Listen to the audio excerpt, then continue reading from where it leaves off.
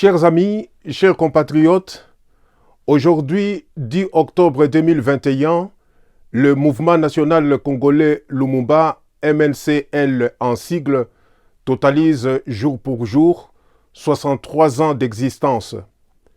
C'est le 10 octobre 1958 que Patrice Lumumba, élu président du comité provisoire de la direction politique, annonce depuis Léopoldville la naissance de ces partis fondés par lui et les autres membres de l'élite congolaise de cette époque. L'idée de créer des partis politiques était dans l'air du temps malgré la tribalisation des aspirations à l'indépendance. Cette idée est partie depuis quelques années, notamment de 1956, année de la sortie des versions françaises du plan des 30 ans de Jeff Van Bilsen, plan qui provoque alors un grand débat politique autour de la question de l'indépendance. Les uns veulent alors créer un parti à dénommer Mouvement national catholique et les autres Parti libéral congolais et certains sont même pour la création d'un parti socialiste congolais. L'idée connaîtra une certaine maturation et se concrétisera au retour des évolués congolais à Léopoldville après un séjour à Bruxelles où ils étaient invités à l'exposition de Bruxelles et où ils étaient sollicités par des partis politiques de différentes obédiences idéologiques en quête des alliés au Congo. Il y aura, au terme de toutes les péripéties et échanges, qu'un seul parti politique qui verra le jour, c'est bien le mouvement national congolais dans lequel Patrice Emery Lumumba gagne d'entre tous ses pairs un ascendant à nul autre pareil. C'est Patrice Lumumba qui fait prévaloir une proposition de l'appellation du parti par vote, parce qu'il était alors acquis à l'objectif de l'émergence au Congo d'un parti supra-ethnique, rassembleur, moderne, laïque et ouvert à l'affiliation sans distinction des religions, des philosophies, des sexes, des traditions ou des coutumes. Et on appréhende l'influence positive des idées du siècle des Lumières sur son évolution politique. Et en plus de cet ascendant, Patrice Lumumba tient le leadership du mouvement national congolais qu'il incarnera jusqu'à la victoire aux élections de mai 1960 en ayant réussi ainsi à déjouer toutes les manœuvres telles celle de la première en date, la scission de juillet 1959 exécutée par certains fondateurs en instigation de l'administration coloniale.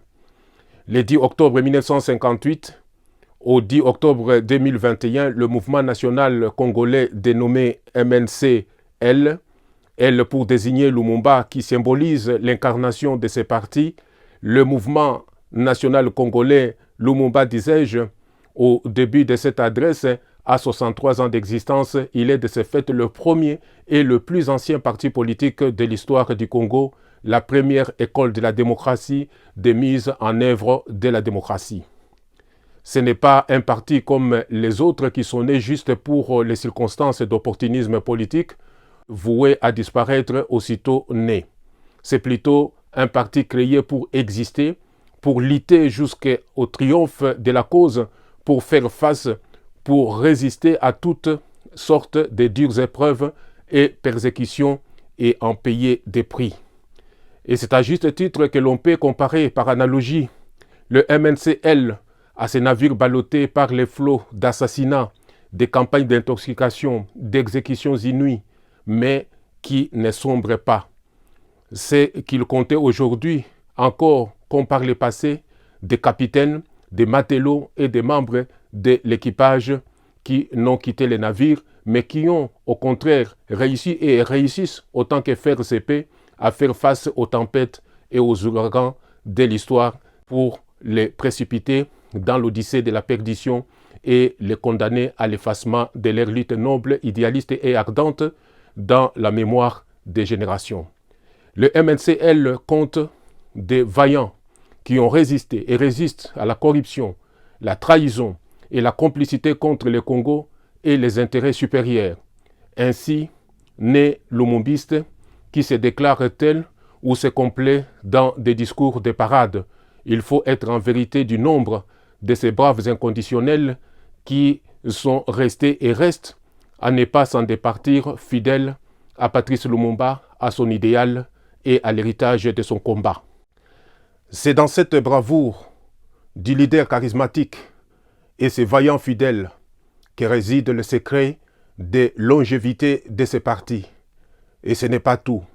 Le MNCL a cette longévité de record qui se traduit par 63 ans d'existence grâce à l'intemporalité de son combat. Autrement dit, le MNC existe depuis sa création jusqu'à nos jours grâce à son combat qui est toujours actuel. Et il en sera ainsi tant que son combat initié par son fondateur charismatique Patrice Lumumba n'aura pas été parachevé. Et c'est le combat pour reconquérir l'indépendance politique et restituer les pouvoirs souverains confisqués au peuple. C'est le combat pour reconquérir la souveraineté et la soustraire de l'autorité des grandes puissances et des ingérences étrangères. C'est le combat pour l'intégrité territoriale contre le manœuvre de balkanisation via des guerres d'agression commanditées, planifiées et financées par les grandes puissances, le multinational et les groupes d'intérêt. C'est le combat pour l'unité nationale contre les divisions et les tribalismes que l'on a toujours alimentés par des hommes politiques sans patriotisme, inconscients et en mal de positionnement.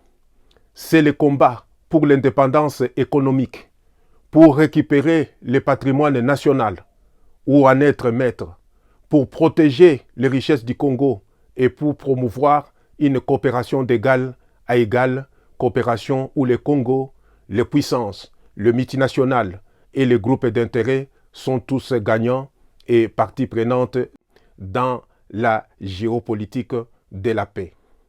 C'est le combat pour le respect de la légitimité du pouvoir issu de la volonté du peuple exprimée dans les urnes. Et le temps a fini par démontrer que le pouvoir imposé par la force ou par les fraudes porte en soi le germe de la révolte et du chaos et il est voué à l'échec. Le combat dont je parle, c'est aussi le combat pour les lois justes. C'est le combat noble pour la liberté, la justice, l'égalité et la fraternité. Tels sont les combats qui sont les combats du MNCL hier et aujourd'hui, combats qui lui donnent sa raison d'être et sa raison d'exister jusqu'à totaliser 63 ans sans discontinuer. Tels sont les combats pour lesquels Patrice Emery Lumumba a fait le sacrifice de sa vie sans trahir le Congo, ni se laisser corrompre. Il n'avait pour toute ambition ou vocation que de servir son pays et son peuple. Je n'ai ni père, ni mère, ni frère, je n'ai pas de tribu et je n'ai pas de religion, je suis une idée. Le Congo m'a donné la vie et a fait de moi ce que je suis et c'est à mon tour de faire du Congo un endroit où l'on peut vivre mieux, a-t-il dit, preuve à l'appui. Aussi reste-t-il pour l'histoire un modèle d'homme politique pour la jeunesse congolaise appelée à prendre la relève, car Patrice Lumumba a lutté et le MNC après lui pour la liberté et le changement sans transiger sur le principe sacré. Au regard des combats énumérés si haut, des crises du passé et le chaos d'aujourd'hui, il y a bien lieu d'observer que le MNCL n'est pas un parti qui appartient au passé, mais bien un parti d'aujourd'hui et d'avenir qui doit avoir un grand potentiel insoupçonné. Un parti à qui le temps continue à donner raison sur sa vision de l'indépendance et de la lutte pour le peuple comme moyen de parvenir à cette indépendance. Sans la lutte, a dit Patrice Lumumba, vous n'obtiendrez rien ni aujourd'hui ni demain. Aux jeunes qui viennent frapper à la porte du MNC pour y adhérer, sachez que la vie d'un lumumbiste est une vie d'abnégation pour la cause du Congo. Et il faut, pour y parvenir, suivre la ligne idéologique du MNCL, assimiler sa morale progressiste et connaître la vraie histoire du Congo et de la lutte de son peuple. Par contre, les jeunes qui étaient venus par le passé adhérer au MNCL par toutes sortes d'ambitions inavouées, notamment celle de faire une chasse au titre ou de vendre le nom de Patrice Lumumba pour amasser de la fortune et se forger de la gloire, ont fini par trahir Patrice Lumumba et tomber dans la honte. Certains ont fini par s'attirer de l'opprobre, la malédiction, et n'être que l'ombre d'eux-mêmes. Mais ceux qui se sont privés de tout, donné le meilleur d'eux-mêmes, tout sacrifié pour la cause et le parti, ceux-là sont entrés grands dans l'histoire du MNCL et du Congo, et on ne cessera de parler d'eux, de leur rendre hommage comme il se doit. Nous gardons précisément leurs noms en lettres de noblesse dans les archives. Tenez-les pour les modèles. Il en est parmi eux qui ont remarquablement contribué à la lutte par leur vie, leur présence, leurs idées et leur soutien. Faites comme eux et n'attendez pas que d'autres essais sans appel vous parviennent. Aux Lumumbistes, et c'est là les derniers mots de cette adresse, sachez que Patrice Lumumba n'avait pas entendu l'apport de ses adversaires ou de ses détracteurs, des factieux et des aventuriers de parages pour maintenir le MNC au milieu des flots, pour exister sur l'échiquier politique, pour gagner des sièges au Parlement et accéder au pouvoir. Tenez-en des leçons. Les grands apports pour retrouver sa position sortira du congrès et de l'édification d'un nouveau leadership et d'une nouvelle direction politique.